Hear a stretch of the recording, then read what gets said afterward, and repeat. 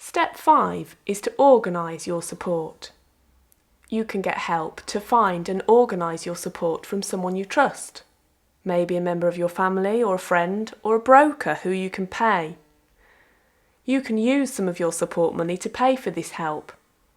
You can even spend money on things that you need to make your life better, like an adaptation to your house or a piece of equipment. When I first got the budget in November, I had more PA hours. Now I've got less PA hours. And in the future, because I'm improving so much, it's going to be less. But at this current moment of time, I'm paying a PA for 20 hours a week. We've been very fortunate because we have advertised, but also people who know Keith have actually approached us, who live in the community. And they've been very interested in working with Keith. And that's the situation at the moment, is someone who actually approached us. I use support during the day to help me in work. I employ Bob. Bob will do the driving if we need to go and visit anybody in the home. He'll support me at the link centre to get to the link centre in Oldham if we've got meetings with anybody there, or if we're doing any workshops up at the link centre. Just about anything I need really to help me stay in work. We had to do a lot of the support ourselves till we got the right staff.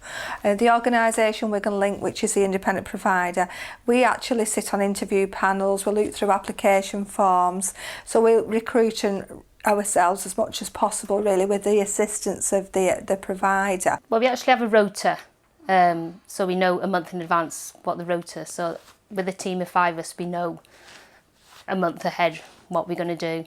So, but then we do have standbys if anyone's ever ill or on annual leave. The interview was put through the paper. My daughter did a lot of the interviewing. She's more used to that sort of thing than we are. Then the last one, was Lisa. And she said, I'm used to looking after my granny. Ah, that's it. We wanted someone to come in the morning and dress Beryl and bath her, but we didn't expect it every day. But Lisa comes in and she said it's just as quick for me to bath you every day as it is to just wash you. Beryl at the end of the day is my employer. We have all the usual things with employers. I have to fill out my timesheets every month. We've had to go through all the regulations for safety and so on, and to make sure that my job is secure and I'm secure with what I'm doing with Beryl and I understand all the situations. I only use my individual budget really to pay my PA, because my PA can do lots of things. She does lots of things now that she wasn't able to do before. I can choose who supports me and that. If I don't like the sound of somebody, I don't have to have them.